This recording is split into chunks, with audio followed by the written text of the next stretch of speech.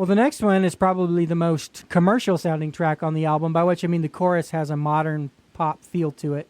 But it does contain shout-outs to Gertrude Stein and Mary Shelley, which are certainly considered old school. Some of the most amazing women to walk the face of the earth and be an influence to other great women. So as I say, the chorus sounds like modern pop, but old school, quote-unquote, the term the kids use for anything that happened before when they were born in 1997.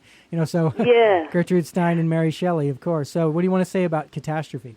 Oh, my gosh. Well, that was a song that Patrick and I collaborated on. And obviously he's such an incredible songwriter. I think he also brought a great, stylistically, he brought a real R&B sound to the chorus, when it opens up with all those harmonies. They're almost reminiscent of, again, I'm not comparing myself to these people that I'm mentioning, but they're merely influences, I think, both to myself and I'm sure to Pat as well.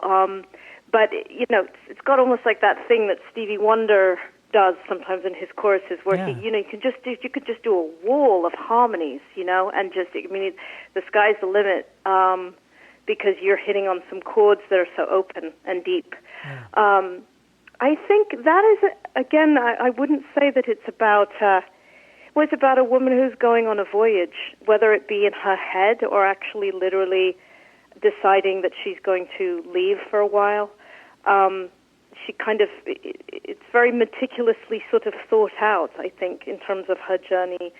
I even go into detail about the dress that I'm wearing, and should I hem it? I shortened it and dyed it green. And I really love these lyrics, and it's definitely about a journey that this woman decides to take. She feeds the cats, and she speaks to her mother before she leaves a letter for her mother. And the beginning of the song opens up in putting flowers on a gravestone. So it's about death. It's about dealing with somebody who's died in one's life, and sort of taking things all into consideration that have transpired, and deciding, I think, that she needs a little bit of a holiday. Well, it's definitely an ominous feel to it in many ways. Well, first of all, it's called Catastrophe. There's like a friendly warning: beware, I'm stranger than you think I am. There's like, take my multiple personality also comes into it, and I think, it's quite eloquently placed lyrically, which I had a lot of help with Patrick on that. Again, this is a really great collaboration with he and I on the album, where after an apostrophe, put an S on personality. Don't you know? Yeah, and it's very tongue-in-cheek as well. Mm-hmm.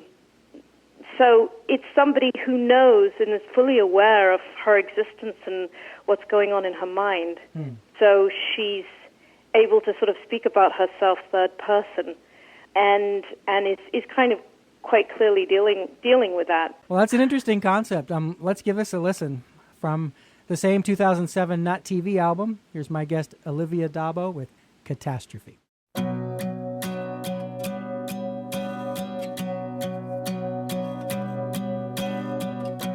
I woke from sleeping in the rain, love. Put roses on another grave, and you could take a chance on me. It might be a catastrophe.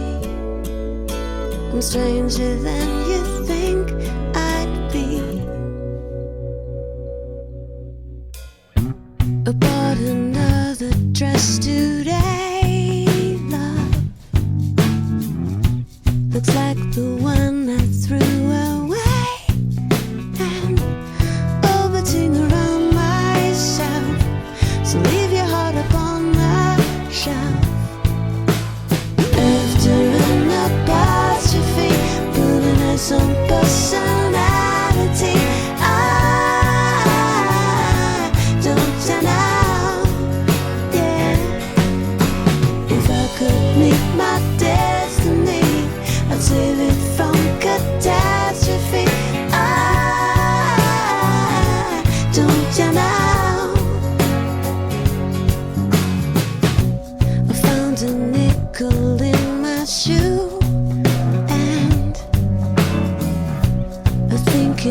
once belonged to you.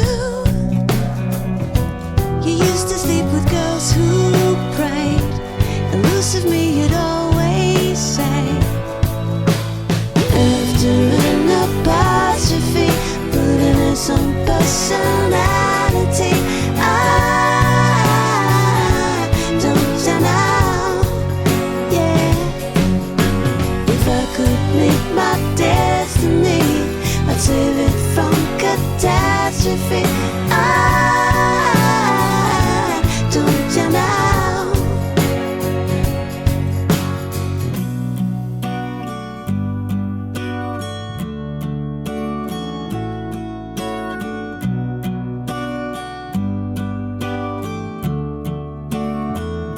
So could you feed the cat today? My mother thinks I've gone away with Mary Shelley, Gertrude Stein, and women's living Frankenstein, orbiting around the sun. My voyages have just begun. I like to keep my motor clean, 'cause it's my favorite submarine. Do you think this dress looks good on me? I shortened it and dyed it green. Let's talk about morality, the price of infidelity.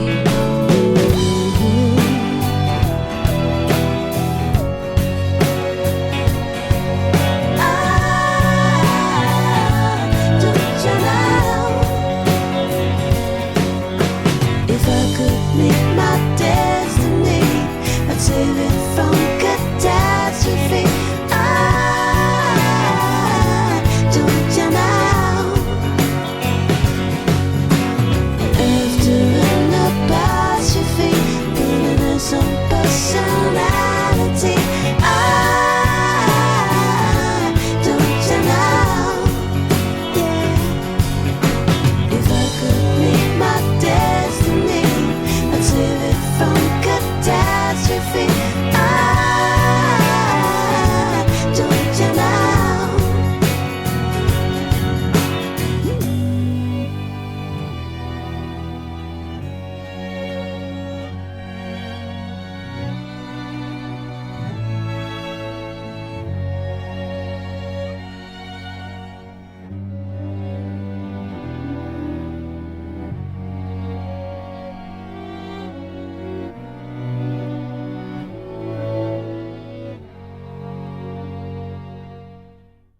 Do you think this dress looks good on me? Sounds like the makings of a catastrophe, all right. Yeah, absolutely. One of those questions. Well, the next track, has some intriguing lyrics that are open to multiple interpretations. I mean, use the word medicine, which can be used interchangeably as both a good or a bad thing. In the good sense of the word, medicine heals, but we also use the phrase "take your medicine" to imply, some karmic payback. Medicine is also a euphemism for drugs. So, won't you please enlighten us as to your intentions in the song "Medicine Girl"? Oh my gosh. It's so interesting. I've never actually really been asked what any of these songs mean. So I've been sort of doing my best, I think, with the last 5 to elaborate. This one is got a lot of mystery. It's a very feminine song, and I think ultimately the way it was produced reminds me of a sort of there's something very French about it, which I kind of like, the orchestration and there's lots of strings and there's a vulnerability, I think, to the vocal which supports the lyrics. I think both Medicine Girl and Caroline, which I don't know if we're playing or not, but they have a, I think in some of them, the narrative voice of where I was writing from was sort of speaking to a friend, and I think this song is very much one of those songs, a friend who's having a difficult time, and as the narrative voice, I'm sort of saying, I understand where you're coming from, and I have your back. And it's gosh, I think that's really all I can say about that song, because again, there's a lot more that meets the eye, I think, when you listen to it, and I think it's one of those songs specifically which is up to the audience to have their own interpretation of. Sure, if you want to leave some mystery to it, that's fine. This isn't, you're not on trial. You're not I'm not interrogating you. But that Bridge Over Troubled Water, I'm Your Friend kind of vibe is certainly one of the ones you can take away from it. What I find interesting is that in Addicted, the synth bass just kind of gives it some funkiness, but on this track, which is really moody, the synthesizer has almost a more disturbing quality. It's like a subtle presence of something you're trying to ignore, but it still draws your attention from time to time. Like it's sort of a glitchy synth sound, as you mentioned, against real strings. You don't hear that combination very often, so it's a little bit unsettling, and it maybe adds some depth. There's a vulnerability in the lead vocal, like you said, and it is intriguing. And let's let the listeners fill in their own little story with it. From Not TV, here's another great track. This one's called Medicine Girl.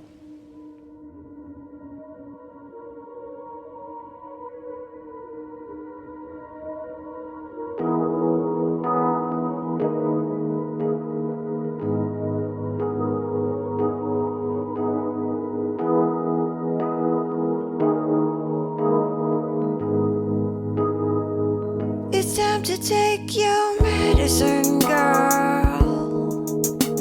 You know you're gonna need it.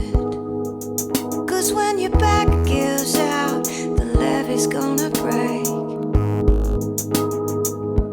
And when the water flows out into the ocean, well then I'm sinking down, down, down into the deep. So lay with me and stay with me. Let's look at all the possibilities. Be with me. You're so free with me. I look into your eyes and I can breathe. I wanna go home. I wanna live up to my expectations. I want to break out. Yeah, and I wanna shout. I wanna be gone. I wanna feel like this world is changing. I want to be you. You wanna be me. Well, it's deep, deep water numbing my skin. I can feel the chill on my bone and the feelings icy cold now. Don't need no miracle to prove that I've got emotion. 'Cause just to be with you, that's when I am who I am. So won't you lay with me and stay with me. Let's look at all the possibilities.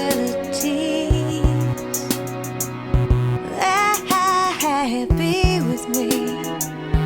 You're so free with me. I look in your eyes, you know I can feel, you know I can see, you know I can.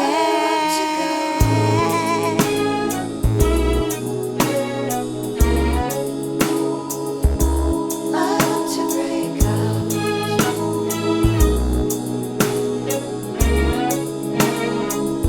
I want to be gone.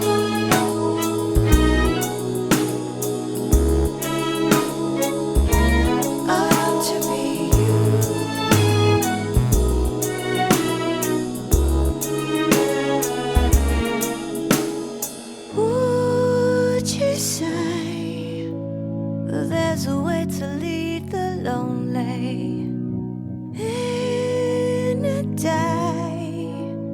you changed my mind. I want to go home.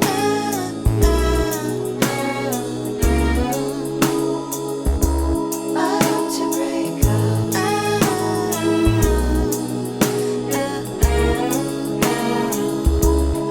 want to be gone. I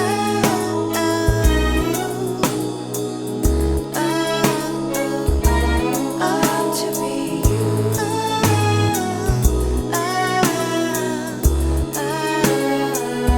I wanna go home. Don't wanna live up to my expectations. I want to break up. Yeah, and I wanna shout.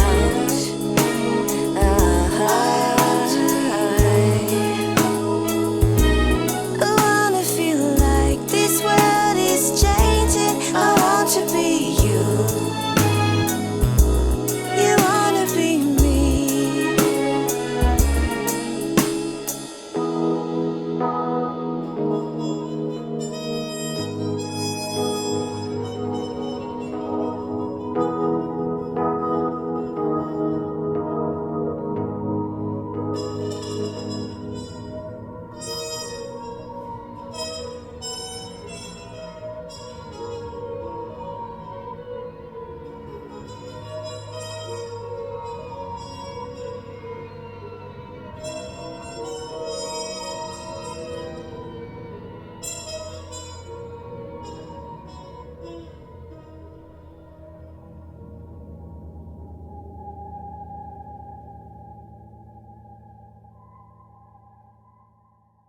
Well, that's a very dramatic performance. We do have more music to get to, but I know a lot of our listeners are fans of your acting. And if we don't talk at least a little bit about that, I know I'm going to catch a lot of hell for it. So, if you wouldn't mind, I thought we'd take a little detour into that aspect of your talent. Looking over, it's just a very partial list of some of the actors you've worked with. That would include Martin Sheen, Christian Slater, Ethan Hawke, Sharon Stone, Keanu Reeves, Henry Winkler, Michael J. Fox, Matthew Broderick. The list goes on. But in the movie Greedy, you got to do a lot of one-on-one scenes with one of the all-time great actors, Kirk Douglas. So were you able to pick his brain at all, between scenes about the craft of acting? Because there's a guy who'd know a thing or two. Yeah, I mean, he's a great example of, an absolute bona fide movie star and absolute shrewd businessman. I mean, he was one of the first actors to actually start his own production company, before anybody, and just kind of took the bull by the horns and said, if they can do it, I can do it, And this is, I guess, in the 50s, and he's probably, out of all the actors that I've worked with, has the ability to do some of the most astounding close-ups. Doing a close-up is not easy. It's, you got to take your performance and you're taking the same thoughts ostensibly that are creating the root of what it is that you're playing, but you have to kind of make them smaller so that you're doing less on camera because it's going to be magnified 100 times.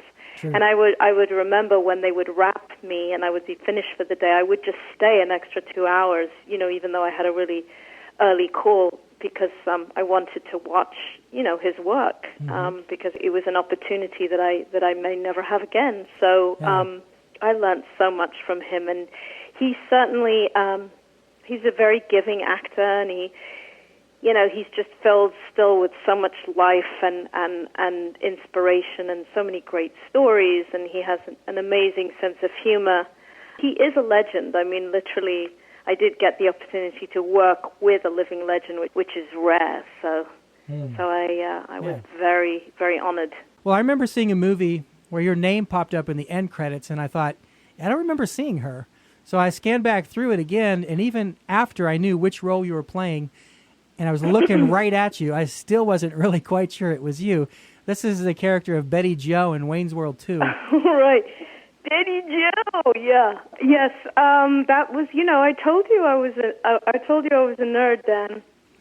So, you just got to watch that movie, check out the enormous overbite, and there you go. It epitomizes the word nerd. I am a nerdy nerd when it all comes down to it. So Betty Jo is the real you, and that's how you view yourself. Oh, definitely. definitely, yeah. Well, for people who have never seen it or haven't seen it lately, basically you were sort of a female version of Dana Carvey's character, Garth. He had this crazy wig and these giant glasses and these super nerdy line readings. Now, to me, Yeah. That seems, compared to what you'd already done, that seems kind of like outside the box casting, because if I was casting that role, Betty Jo, you're probably the last person I would have envisioned in that part. So did you audition for it, or did they specifically want you, or how did you get cast?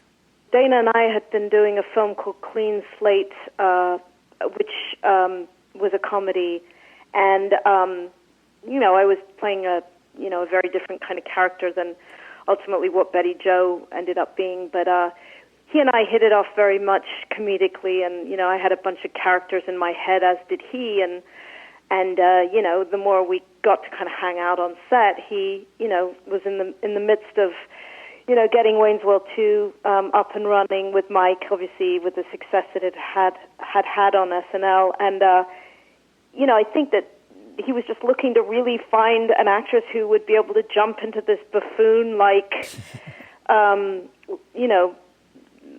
world with him, and really play with him, and he just said, do you want to play this role? And incidentally, I was doing Greedy at the time. I wasn't sure if I was going to be able to pull off doing both roles because of the schedule. Yeah. But, my representation at the time worked very hard. I just said, hey, you guys have to work this out because I want to, I want to do both of these things. And if I have to stay the night in a trailer so that I can be there on time at 6 a.m. to get into makeup for Betty Jo, I will, and subsequently that's exactly what happened. There were a few occasions, I think, when we were doing the shots that we were shooting with Aerosmith, that I think we shot in like Calabasas or something like that, right, where I literally left Chatsworth from Greedy to go and I stayed in a trailer that night, the trailer that was my trailer to sort of hang out in the day, so that I was there in time to make the call the next morning. So that kind of inspired me to write Catastrophe, I think. Well, we're talking about two completely different characters and living in two people's minds. So I was going to say, talking about a contrast in your lyrics, your character in Greedy and your character in Wayne's World 2 could not be more different. But, in Greedy and other ones, I always know it's you, but in this one, I didn't have much to go on but like your eyes and maybe your mouth or something, because you were kind of in a lot of makeup. You had your mouth sort of twisted to the side, and I was going, I guess that's her. It was so different. But of course, that's kind of a small role. You have a few scenes in the little permit office, and then the one you mentioned at the festival. So, it was a small role, but memorable. But of course, one of your best known roles is Karen Arnold, the big sister on The Wonder Years. Now that was a very intense, angry character who spent a lot of time arguing with her parents and complaining about the state of the world and the American government and just society in general, which certainly rings true for that time period when the show is set. Now, I remember seeing Michael C. Hall accept an award for playing Dexter, and in his speech, he very sincerely apologized to the rest of the cast for having to spend so much of their on-screen time standing there frozen so he could add all of his voiceover dialogue later. The Wonder Years seems similar in that respect. In many episodes, it seems like Daniel Stern, who was the narrator, actually had more lines than Fred Savage, who was presumably the star. Was there someone on the set reading the voiceover lines out loud to help you guys get the timing right? Yes, definitely. It was imperative that we had somebody there, because had we not, we would have been there twiddling our thumbs wondering, we just wouldn't have been able to give the performances. So it was a really integral part of the shooting. Incidentally, he was a very nice guy who was there every day reading Fred's inner monologue. And it was obviously imperative for Fred, because he gave a lot of his performance was, taken off of those words, with his expressions and what have you. It's funny because he was the narrator who was there on set was also a tour guide at Universal Studios, so he had kind of one of these voices where you kind of felt like, and now we're going on the Steven Spielberg ride, that would he just had one of those great sort of movie phone voices, or somebody who takes you on a really exceptional tour and you get to see everything and hear everything, and so he was really a key part of all of the just as much as the cast members were. And what was interesting is that when he would speak, and clearly we were going into Fred's head at that stage, and the viewers were kind of seeing what he was thinking as an 11-year-old. We had to go about doing other activities, whether it be around the table or cleaning up our room, so we weren't necessarily listening as our characters to that voice, but it was important that we heard it, because what we had to do is bring the reality of what we were doing in and of around that voice. Yeah. If you see what I mean. I So do, yeah. there are lots of little nuances to the show that I think that we've just recently had a reunion with the cast, and we've gotten the opportunity now, as grown adults, to really talk about, reflecting back on that experience and how amazing it was to really have the opportunity to do something so groundbreaking, and I think we only really just realize now that the show really does stand the test of time because of those things that were sort of done for the very first time when we did them. Yeah, I should mention that Wonder Years is one of those shows that took a long time to come out on DVD. It was only just 2014, right? Because so much music was used, and they had to clear the rights, similar to WKRP. Yeah, and I think it's really important. Again, it's a tribute to how amazing music is and what a huge part of this show the music was for the Wonder Years. I mean, had Joe Cocker's, Get By With a Little Help from My Friends, and all the Hendrix stuff that we had, and the Crosby, Stills and Nash, and Joni Mitchell and Steppenwolf, and this, I think it's come out now with the music intact at a really pivotal time where we so want that again, and it had it made such a statement in the 60s, everything was just firing on all cylinders, so it was a really important thing that they were able to get all the music, the majority of all the music with every show, because I don't think it would have been the same had they not had that. Right, and people who were fans of the show, in my own case, when the show was originally on, I would catch random episodes, so I knew what it was and I was familiar with it. I didn't see like every single one, but for people who are big fans of it, for example, with WOKRP, Les Nessman and Foreigner, Hot Blooded, they brought that back with some generic music, and it just kind of spoils the experience because your memory is so connected to the scene. And for example, there's a Pink Floyd Dogs. And where do you ever see that on? Where do you ever see that on TV? You better have that in there, man. Absolutely, absolutely. It's like pop culture. Yeah. But I think also, what it brings to mind is what's disarming about that time period. What's amazing about music from that time is it really was connected to those kind of people who were in that show at all different ages. Yeah. Which is why I think it holds up today, as people connected with the dad.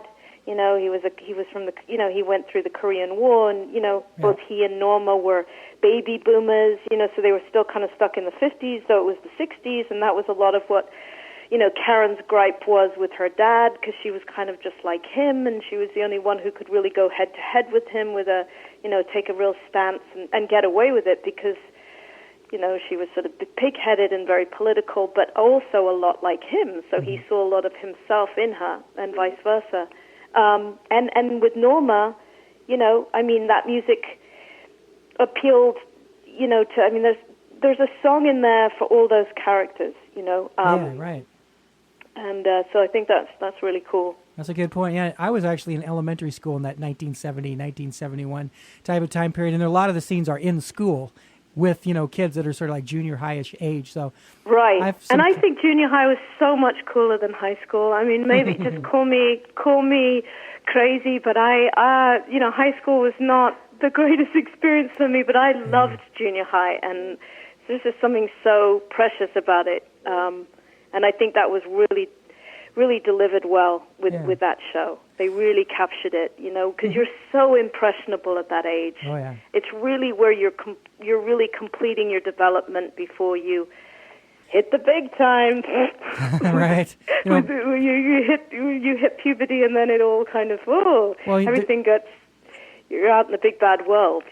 One thing I've always wondered about that show is to what extent the depiction of the various characters are being filtered through the memory of the adult Kevin Arnold, because very often the family members are portrayed with a sort of exaggerated quality, maybe not always, but like certain scenes. Like, for example, his older brother Wayne, he's like relentless. with this torment Yes. of Kevin. He's like the brother from hell, almost the way you'd remember your brother as apart from the reality. So were you ever given specific direction to play those characters as if there were somewhat distorted figments of someone else's memories?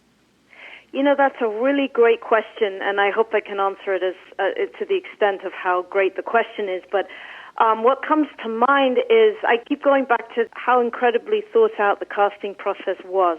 And I think that based on how much they nailed the casting for all of the characters, but most importantly Fred. I mean, had it not been Fred Savage, I don't think we would have had the show, because he had this edge to him. He was like a 40-year-old man in an 11-year-old's body. So I kind of feel like what you just said was almost accomplished in casting him. You had the dichotomy of a real live 11-year-old, and he was, a short little guy. I mean, by the time Fred really did hit puberty and grew and what have you, he went up a couple of inches and it was noticeable. But there was a period of time between 11 and about 13 years old for those first two seasons where, what really worked in terms of the dichotomy that he had was that he was this little guy, but he was like this little 40-year-old mensch, Right. And so I think they didn't really have to worry about how much they nailed. Was it a 40-year-old looking back on his childhood? It's almost like they had everything all in one by the nature of his essence and what he captured playing that role. Yeah, that's well put. I didn't mean to imply that the other family members were two-dimensional because they're very developed and everything. It's just in certain scenes, like the dad almost seems like an animal, like you know what I mean? Absolutely. They actually had smoke coming out of his nose in a couple of scenes The that way I had. the way a kid would remember this larger-than-life version of your parent as the Yeti or Bigfoot or something, it's just at certain times. At other times, it was very, very real. I mean, the combination of the drama, the comedy, the music, the nostalgic period, there's a reason that show is so popular. Yeah, and I think that they were really, really clever with the perspective, his perspective, and I think that they changed the juxtaposition of that perception, or perspective. They'd have certain scenes with Wayne where you'd actually get to see his vulnerable side, like any human being does with their big brother or their little brother or siblings, where you get to see them when they're really just a pain in the ass, and then when they have a human side, so they become more three-dimensional. Otherwise, I don't think a show has the sustainability that this show did. So luckily, I think that they were able to explore a lot of the different sides of these three-dimensional characters, including, obviously, Kevin Arnold. Yeah.